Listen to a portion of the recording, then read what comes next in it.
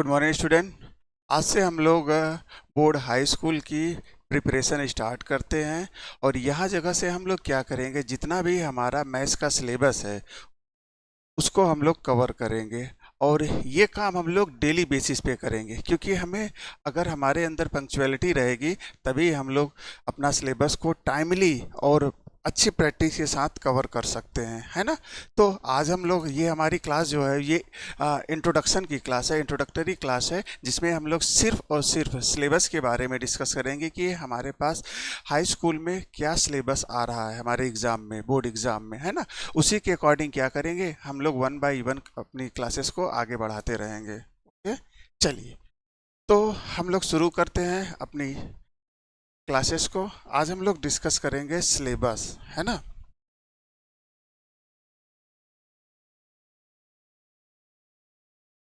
आज के इस टॉपिक में हम अपना सिलेबस डिस्कस करने चल रहे हैं। हमारा सिलेबस क्या है ना। इस टॉपिक में सिर्फ और सिर्फ हम लोग सिलेबस डिस्कस करेंगे और उसको कैसे पढ़ना है, कैसे क्या करना है, कैसे क्लास रहेगी, कैसे हमें क्वेश्चंस को सॉल्व करना है, वो सारी चीज़ें हम लोग डिस्कस करेंगे। देखिए, पहला जो टॉपिक है हमारा वो है रियल नंबर्स, है ना। पहला टॉपिक हमारा क्या है, रियल नंबर्स है। ठीक है, तो रियल नंबर्स क्या होते हैं, है ना। रियल नंबर है, रियल नंबर्स होते क्या हैं, है ना। उसका इंट्रोडक्शन देखेंगे। डिविजिबिलिटी डिविजिबिलिटी क्राइटेरिया देखेंगे। जैसे हमें क्या होता है, कोई नंबर 2 से डिवाइड है, 3 से डिवाइड है, 4 से डिवाइड है, 5 से डिवाइड है, ये सारी चीज़ें तो हमें पता होती हैं, है ना। अगर सारी चीज़ें हमें पता होती है, इसी के अकॉर्डिंग हम लोग डिविजिबिलिटी का अपना टॉपिक कंप्लीट करेंगे। The fundamental theorem of arithmetic, है ना। ठीक है, फंडामेंटल थ्योरम ऑफ अरिथमेटिक उसके बाद आता है। उसके बाद अरिथमेटिक के क्या एप्लीकेशंस होते हैं, इसको भी डिस्कस किया जाएगा इस टॉपिक में। ठीक है, नेक्स्ट दूसरा टॉपिक है हमारा पॉलिनोमियल्स। देखो बेटा, ये अलजेब्रा का पोर्शन है। पॉलिनोमियल्स बहुत ही इम्पॉर्टेंट और बहुत ही छोटा सा हमारा चैप्टर है। इसको इसमें से नंबर ऑफ क्वेश्चंस हमारे एग्जाम में आते हैं, है ना। तो यहाँ पे नंबर ऑफ क्वेश्चंस आते हैं, तो इसमें ग्राफ से रिलेटेड भी क्वेश्चंस ग्राफ से भी रिलेटेड पूछा जाता है। ज्योमेट्रिकल आपने पढ़ा होगा ना, कि जैसे लीनियर इक्वेशन होता है, तो लीनियर इक्वेशन का ग्राफ कैसे बनता है ना। लीनियर इक्वेशन का ग्राफ कैसे बनता है, देखो, लीनियर इक्वेशन है तो आपका ग्राफ कुछ इस तरीके से बनेगा, ऐसे बनेगा, या आपका ऐसे बनेगा, है ना। ये लीनियर इक्वेशन का ग्राफ होता है। बट अगर हम लोग बात करें यहाँ पे पॉलिनोमियल की, है ना, पॉलिनोमियल में हमारा आ जाता है क्वाड्रेटिक इक्वेशन भी आ जाता है। अगर हमारे पास इक्वेशन इस तरीके का रहे, F X is equal to A X square B X plus C, यहाँ पे हमारा क्या आ गया, क्वाड्रेटिक इक्वेशन आ गया है। तो उसको हमें कैसे, उसका क्या आएगा, क्योंकि हमें पता होता है कि इसका जो ग्राफ बनता है वो हमारा क्या बनता है, पैराबोला बनता है। वो पैराबोला अब ऊपर की तरफ इसका फेस होगा या नीचे की तरफ फेस होगा, वो बताएगा हमें, क्या बताएगा, ए बताएगा। अगर ए हमारा क्या है, A is greater than zero है, तो इसका फेस जो पैराबोला होगा उसका फेस ऊपर होगा। If A is less than zero होगा, मीन्स निगेटिव होगा, तो पैराबोला का हमारा जो फेस रहेगा वो कैसे हो जाएगा, वो नीचे की तरफ उसका हमारा फेस होगा। ठीक है ना। अब उसके आगे, उसके बाद क्या आता है, हमें रिलेशनशिप सीखना है, relationship between zeros and coefficient, है ना। जीरोस एंड कॉफिशिएंट, देखिए जीरोस क्या होते हैं, अगर क्या है कि हमें किसी भी इक्वेशन का जीरोज पता करना है, जीरोज पता करना है ना। सपोज करो हमारे पास इक्वेशन है F X is equal to A X square plus B X plus C, है ना। इसका ज़ीरो पता करना है। ज़ीरो पता करने का मतलब क्या होता है, इस फंक्शन की वैल्यू किस पे ज़ीरो हो जा रही है। मीन्स अगर हम क्या करें, एफ x की वैल्यू अगर हम जीरो कर दें, किस पे क्या होती है, इसकी वैल्यू जीरो हो जा रही, तो वहां जगह से हमें क्या पता चलेगा, जीरोज पता चलेंगे इसके, है ना। तो F X is equal to zero, तो इस इक्वेशन को हम क्या करेंगे, A X square B X plus C, इसको जीरो को इक्वल में पुट कर देंगे और इसका फैक्टराइजेशन निकाल लेंगे, है ना। फैक्टराइजेशन वो हमारा किसी भी फॉर्म में आ सकता है, फैक्टर के फॉर्म में A minus X b minus X के फॉर्म में आ सकता है, x माइनस ए के फॉर्म में x माइनस बी के फॉर्म में आ सकता है, या आपका x माइनस ए स्क्वायर के फॉर्म में आ सकता है, वो किसी भी फॉर्म में आ सकता है ना। जो ये नंबर आएगा, है ना, जो हमारे इसके जीरोज आएंगे वो सेम भी हो सकते हैं, है ना, डिफरेंट भी हो सकते हैं, ठीक है, सेम भी हो सकते हैं और डिफरेंट भी हो सकते हैं, ग्रेटर देन जीरो भी हो सकते हैं, लेस देन जीरो भी हो सकते हैं, ठीक है। अब आता है कॉफिशिएंट। कॉफिशिएंट क्या होता है, देखो यहाँ पे A X square B X plus C है, तो यहाँ पे जो एक्स के साथ मल्टीप्लाई हुआ हो, है ना, इसको कहते हैं कॉफिशिएंट। क्या कहते हैं, कॉफिशिएंट, है ना। और ये जो वैल्यू होती है वो कांस्टेंट होती है, आपकी जो वैल्यू होती है वो कांस्टेंट होती है। बी आपका जो है, ये भी आपका क्या है, कॉफिशिएंट है एक्स का। तो अगर आपसे पूछा जा रहा है what is the coefficient of X square का कॉफिशिएंट क्या है in equation A X square plus B X, तो एक्स स्क्वायर का कॉफिशिएंट क्या है, ए है आपका, है ना। तो कॉफिशिएंट डिस्कस कर लेंगे हम लोग। नेक्स्ट टॉपिक हमारा आता है पेयर ऑफ लीनियर इक्वेशन, है ना। पहली बात ये समझो, लीनियर, यहाँ पे क्या है, लीनियर इक्वेशन है ना, लीनियर इक्वेशन है। देखो लीनियर क्या होता है, लीनियर इक्वेशन अगर हम लोग बात करें, F X is equal to A X plus B, जहाँ पे क्या होती है, जो हमारा वेरिएबल होगा, वेरिएबल क्या है, एक्स है, ए हमारा कांस्टेंट है, बी हमारा कांस्टेंट है, वेरिएबल है, वेरिएबल की पावर जो होगी उसकी पावर क्या होगी, वन होगी, है ना। तो उस केस में कहा जाएगा लीनियर इक्वेशन, है ना, ठीक है। और इक्वेशन क्या होता है, इक्वेशन होगा तो इसके इज इक्वल टू समथिंग भी कुछ होगा, कुछ ना कुछ होगा, है ना।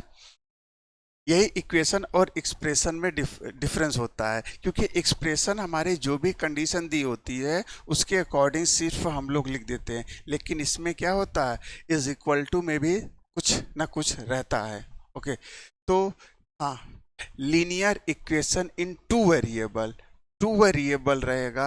अब आप समझ सकते हो, अगर हमारे पास दो वेरिएबल हैं, है ना, तो दो वेरिएबल हैं तो इसका मतलब हमें उसके लिए इक्वेशन भी कितनी चाहिए, दो चाहिए, क्योंकि एक वेरिएबल एक ही इक्वेशन से सॉल्व हो सकता है। आपका लीनियर इक्वेशन अगर है ए एक्स प्लस बी है, तो यहाँ पे आप क्या कर सकते हो, ट्रांसपोज मेथड लगा के x is equal to minus B upon A है। सपोज करो इसकी वैल्यू जीरो दिया गया है ना, तो आप क्या करोगे, यहाँ जगह से आप x की वैल्यू को फाइंड आउट कर लोगे। बट अगर इसी इक्वेशन में आपको ऐसा कुछ दे दिया जाए, सपोज करो, है ना, बोर्ड को हमें क्लियर रखना है, ठीक है। देखो अगर इसी इक्वेशन को ऐसे दे दिया जाए, A X plus B Y plus C is equal to zero, इसको A X one P Y one C one, है ना, plus C is equal to zero, A X two plus B Y two plus, इसको भी अलग कर देते हैं हम लोग, है ना। देखो ये हमारे आ गए, है ना। अब क्या है, यहाँ पे है x है और y है। अब जब दो इक्वेशन हमारे पास हो गए, तो इनको सॉल्व करने के लिए हमें कितने इक्वेशंस, दो वेरिएबल हैं, x है और y यहाँ भी है, x यहाँ भी है, y यहाँ पे भी। जब दो इक्वेशन आ गए तो इनको सॉल्व करने के लिए हमें क्या लगेगा, दो वेरिएबल तो दो इक्वेशन लगेगा। दो वेरिएबल एक इक्वेशन से सॉल्व नहीं होते हैं, है ना। तो यहाँ पे क्या, पेयर ऑफ लीनियर इक्वेशन तो रहेंगे, लेकिन उसमें क्या रहेंगे, पेयर में रहेंगे, है ना, ठीक है। और क्या रहेंगे, इन दो इक्वेशन रहेगी लीनियर, पेयर है ना, पेयर का मतलब दो टू इक्वेशंस होंगी, और क्या रहेगा उसमें, टू वेरिएबल भी रहेंगे, एक्स वाई भी रहेंगे, है ना। उसका लीनियर इक्वेशन का ग्राफिकल रिप्रेजेंटेशन भी हम लोग देखेंगे, है ना। इसका ये ग्राफिकल रिप्रेजेंटेशन कैसे होता है,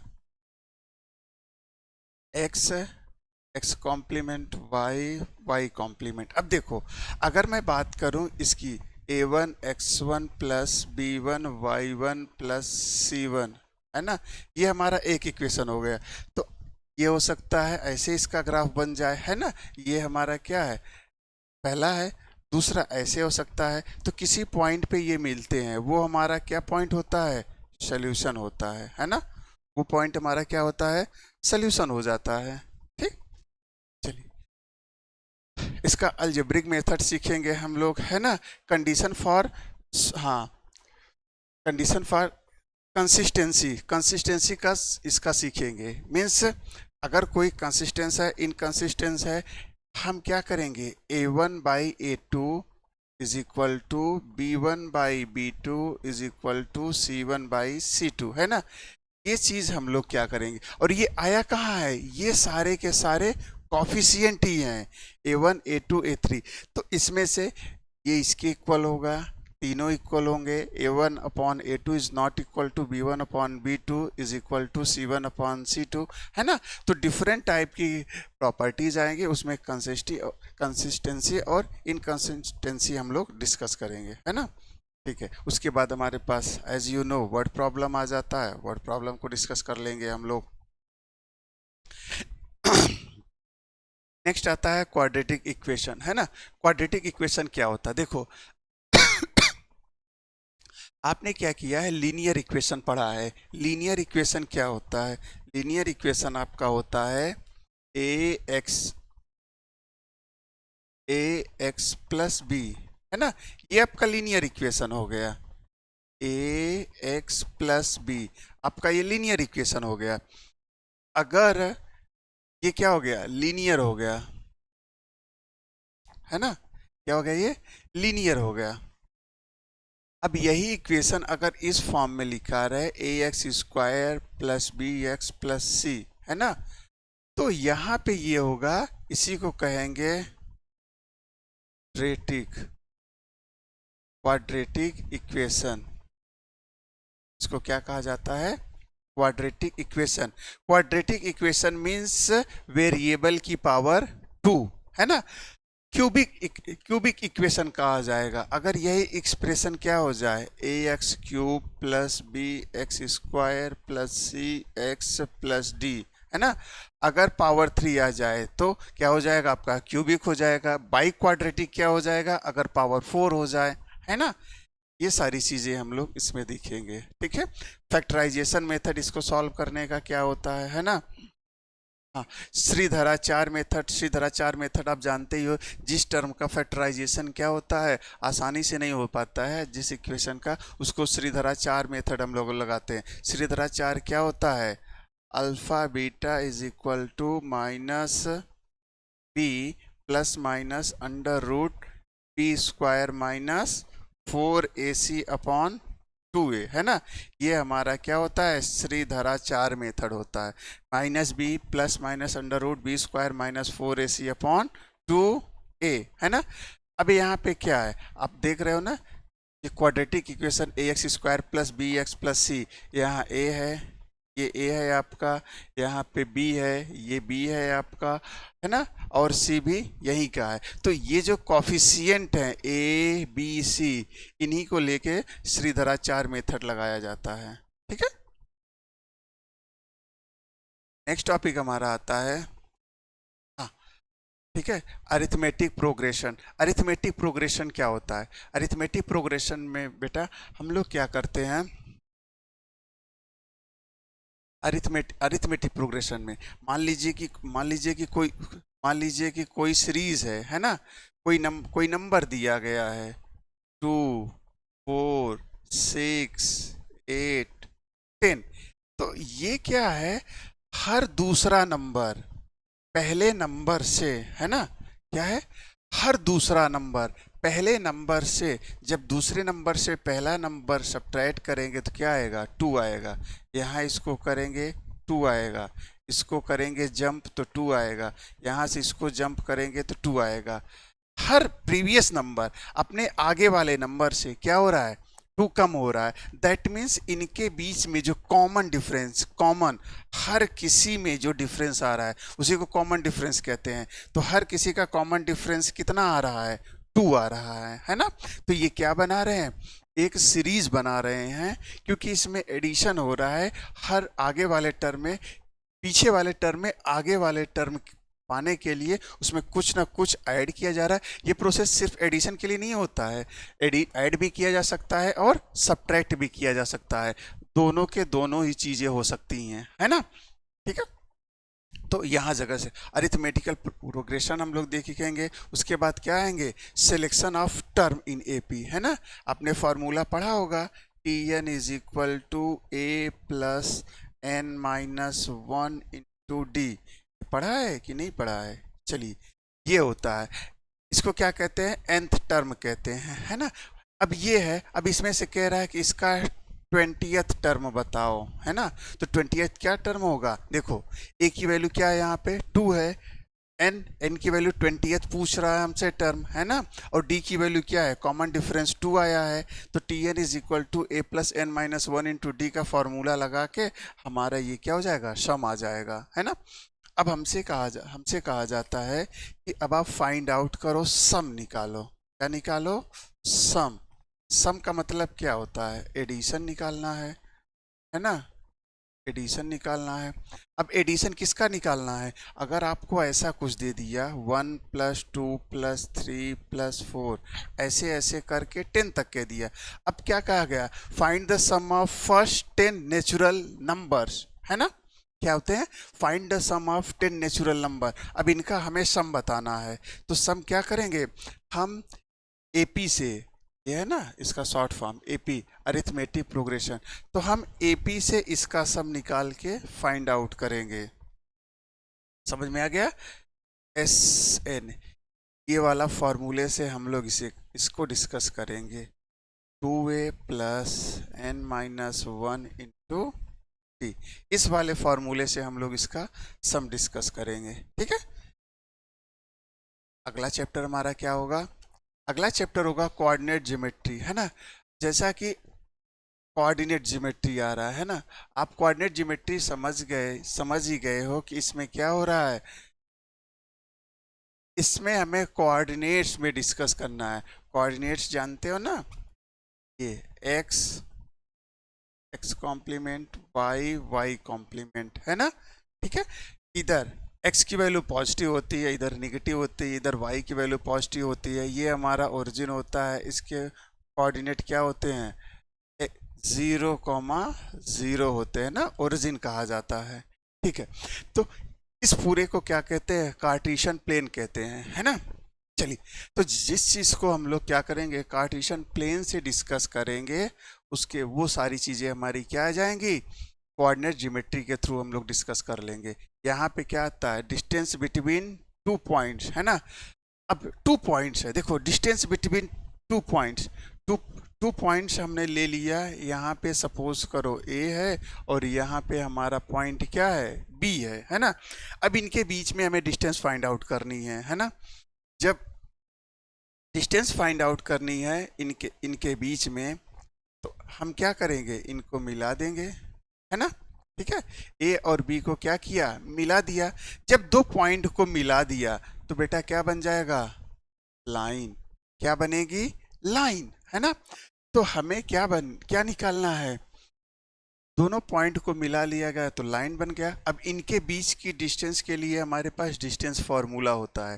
डिस्टेंस फार्मूला क्या होता है, हम लोग निकालेंगे डिस्टेंस, मान लो ये डिस्टेंस ए बी, किसका निकाल रहे हैं, ए बी निकालेंगे। ऐसे अंडर रूट, देखो अब ये 2 पॉइंट है तो इसके कुछ न कुछ कोऑर्डिनेट होंगे, x1 y1 इसके कोऑर्डिनेट हैं और x2 y2 इसके कोऑर्डिनेट हैं, है ना। तो जब डिस्टेंस निकालेंगे तो क्या करेंगे, जो हमारे पास x की वैल्यू है, x2 minus x1 whole square, y2 minus y1 whole square.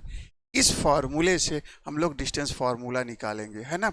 इसी फॉर्मूले से हम लोग डिस्कस करेंगे कि ट्रेंगल है, ट्रेंगल हमारा कैसा है, वो स्केलीन ट्रेंगल है, वो इक्विलेटरल ट्रेंगल है ना, या हमारा क्या है आइसोसेलेस ट्रेंगल है, हमारा रेक्टेंगल है, तो क्या प्रॉपर्टी लगेगी। डिस्टेंस फार्मूले से ही सारा सब कुछ हम लोग डिस्कस कर लेंगे ना। सेक्शन फार्मूला हो गया। इसके बाद आता है सेक्शन फार्मूला कैसे लगता है। अगर मान लीजिए कि कोई है ना, ग्राफ है ना, एक्स और वाई एक्सिस को ये क्या करता है, इसे देखो, एक्स और वाई एक्सिस को, ये हमारा क्वाड्रेंट है, X X complement Y Y complement, है ना। अब ये क्या करता है, ये लाइन एक्स और वाई एक्सिस को मान लेते हैं 3:1 के रेशियो में कट करती है ना। इधर 3 है, इधर 1 है ना। देखो इसे समझो, एक लाइन है, ये क्या कर देता है, ये एक लाइन है L1 है, ये दूसरी लाइन है L2, इसको क्या करती है के रेशियो 1 में, इसके क्वाड्रेंट हमें पता होंगे, इसके कोऑर्डिनेट हमें पता होंगे, है ना। अब इसको क्या करता है के रेशियो 1 में या m रेशियो n के रेशियो में लगता है, तो वहां पे हमारा क्या लग जाता है, सेक्शन फार्मूला लग जाता है। इसको हम लोग सेक्शन फार्मूले से डिस्कस कर ले। नेक्स्ट टॉपिक हमारा रहेगा ट्रायंगल्स, है ना। अब देखो क्लास 9th में हम लोगों ने पढ़ा था कॉन्ग्रुएंसी ऑफ ट्रायंगल पढ़ा था। यहाँ पे कॉन्ग्रुएंसी तो थोड़ा मोड़ा उसका एप्लीकेशन आएगा, लेकिन ज़्यादातर हमें पढ़ना पड़ेगा सिमिलैरिटीज़, है ना। ठीक है, कॉन्ग्रुएंसी हमने पढ़ा था, यहाँ पे हमें क्या पढ़ना पड़ेगा, सिमिलैरिटीज़ पड़ेगा। अब देखो कॉन्ग्रुएंसी और सिमिलैरिटीज़ में बेसिक डिफरेंस क्या होता है। कॉन्ग्रुएंसी क्या होता है, एक दूसरे के मिरर इमेज होते हैं ना, जैसे ये हमारी हथेली, ये हमारी पाम, इसकी क्या है, मिरर इमेज है।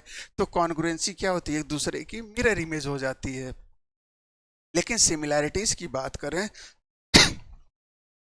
सिमिलैरिटीज की बात करें तो कोई बड़ा फिगर से छोटे फिगर के भी सिमिलर होता है। आपने देखा होगा ना, एक वर्ड सुना होगा मिनिएचर, है ना।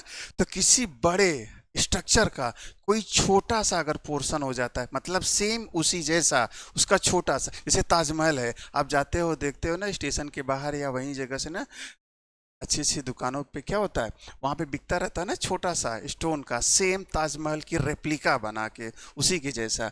तो वो क्या होता है, वो ताजमहल तो है नहीं, ताजमहल तो बहुत बड़ा है, बहुत ह्यूज है, उसका छोटा सा जो पार्ट होता है वो क्या होता है, हूबहू ताजमहल जैसा दिखता है। तो वो सिमिलैरिटीज के इसके आएगा, है ना। हम इसके बाद देखते हैं सिमिलर पॉलीगन्स, है ना। पॉलीगन्स मतलब, पॉली का मतलब जानते हो क्या होता है, मेनी होता है ना। और गॉन्स का मतलब क्या होता है, साइड्स, है ना। ठीक है, पॉलीगन्स मेनी साइड्स वाले फिगर को पॉलीगन्स कहा जाता है। ट्रायंगल से शुरू होके आगे के जितने भी नंबर आप side 3 side 4 side 5 side 6 side की होते हैं वो सब पॉलीगन्स के आते हैं ना। सिमिलर ट्रायंगल एंड प्रॉपर्टी, दो ट्रायंगलों के सिमिलर होने की क्या क्या प्रॉपर्टी होती है वो डिस्कस करेंगे, है ना। ठीक है, अब क्या होते हैं, हाँ उसके बाद हम लोग क्या करेंगे, बेसिक रिजल्ट ऑन प्रोपोर्शनैलिटी का क्या होता है, प्रोपोर्शनैलिटी का बेसिक रिजल्ट क्या होता है, ये आएंगे, है ना। एंगल बाइसेक्टर को डिस्कस करेंगे हम लोग, ठीक है। और सबसे इंपॉर्टेंट इस टॉपिक का क्या होता है, criteria for similarities of triangle. क्या क्राइटेरिया होना चाहिए कि एक ट्रायंगल दूसरे ट्रायंगल से होता है। जैसे हमने क्या पढ़ा था कॉन्ग्रुएंसी में, ये सीखा था कोई भी ट्रायंगल हम लोगों ने साइड एंगल साइड रूल लगाया था, एंगल साइड एंगल रूल लगाया था, RHS रूल लगाया था, साइड साइड साइड रूल लगाया था, है ना। उसी तरीके से यहाँ पे भी होते हैं सिमिलैरिटीज में, उसको हम लोग डिस्कस करेंगे, ठीक है, इस टॉपिक के अंदर। नेक्स्ट टॉपिक आप आता है सर्कल, है ना। देखो सर्कल में हम लोग सबसे पहले देखेंगे सेकेंड क्या होता है ना, और टेंजेंट क्या होता है, ठीक है। सेकेंड क्या होता है, मान लीजिए सपोज करिए आपका क्या एक सर्कल है, तो सेकेंड क्या करता है, इसको आर पार टू पार्ट में कट कर देता है। ज़रूरी नहीं कि वो इक्वल हाफ हो, है ना, किसी भी रेशियो में वो कट करते हुए, ये पॉइंट ए आ गया, यहाँ पे पॉइंट बी आया, ए और बी को इसको पार करके निकल गया, इसको छेदक कहते हैं, मतलब ये क्या कर देता है, इसको पार करके निकल जाता है रियल में इसको। और टेंजेंट जो हमारा होता है वो सर्कल को बाहर से टच करते हुए at a single point touch करते हुए चला जाता है, ये हमारा टेंजेंट होता है ना। टेंजेंट ऑफ सर्कल, अगर किसी भी, है ना, टेंजेंट है, कोई सर्कल है उसका कोई टेंजेंट है, तो उसकी क्या होती है, उसकी क्या प्रॉपर्टी, जैसे ये प्रॉपर्टी होती है ना, टेंजेंट वाले पॉइंट को अगर सेंटर से मिला दिया जाए तो वो क्या होता है, परपेंडिकुलर होता है, 90 डिग्री होता है ना।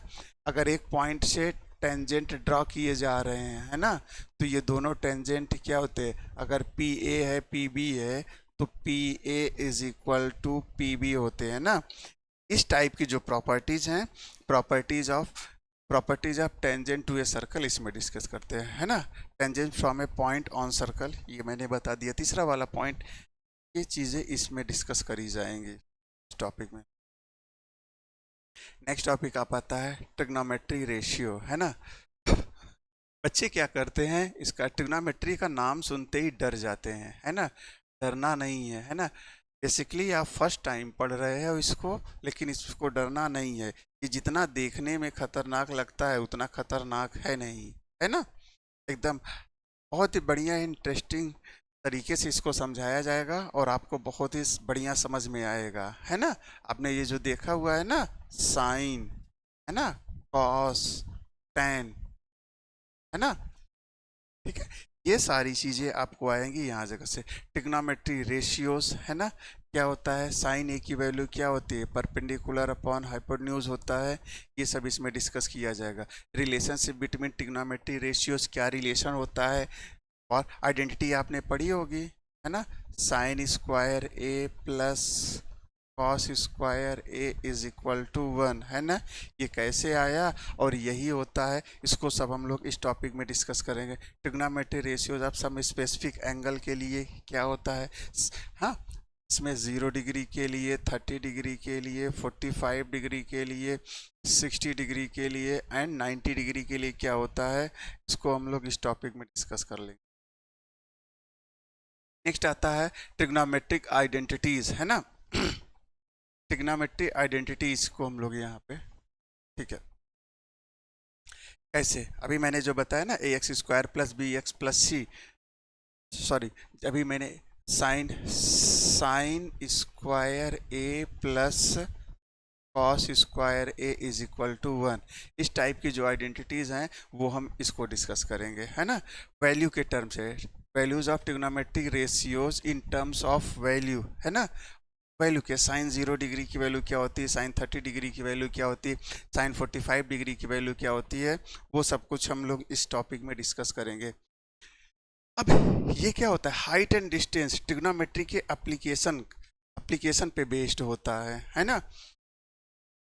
इसमें क्या आते हैं, ये टॉपिक आपका कैसे आएगा वो डिस्कस देखते हैं। देखो, मान लेते हैं एक पोल है यहाँ पे, है ना, ये ए बी आपका एक पोल है, एक आदमी इससे x डिस्टेंस पे खड़ा है और ये पोल के टॉप को देख रहा है, क्या कर रहा है, पोल के टॉप पे देख रहा है, तो यहाँ जगह उसकी आई है ना, यहाँ उसकी क्या है, आँख है, यहाँ जगह से वो देख रहा है ना। तो जब देख रहा है तो एंगल क्या बन रहा है, उसका एंगल बन रहा है थीटा, क्या बन रहा है, उसका एंगल बन रहा है थीटा, है ना। तो इसको कहते हैं क्या, एंगल ऑफ एलिवेशन। तो ये जो है यहाँ पे x है, मान लेते हैं ये 10 मीटर ऊंचा है, तो x की वैल्यू लगानी है, तो यहाँ पे हम लोग क्या करेंगे, tan theta is equal to 10 by X. tan theta जो रहेगा, यहाँ पे एंगल दिया रहेगा 30 डिग्री, 45 डिग्री, 60 डिग्री, क्या रहेगा, वो एंगल लगा के हम लोग सीधे हाइट एंड डिस्टेंस, है ना, लगा लेंगे। ये एप्लीकेशन ऑफ ट्रिग्नोमेट्री होता है। नेक्स्ट आता है एरिया रिलेटेड टू सर्कल, है ना।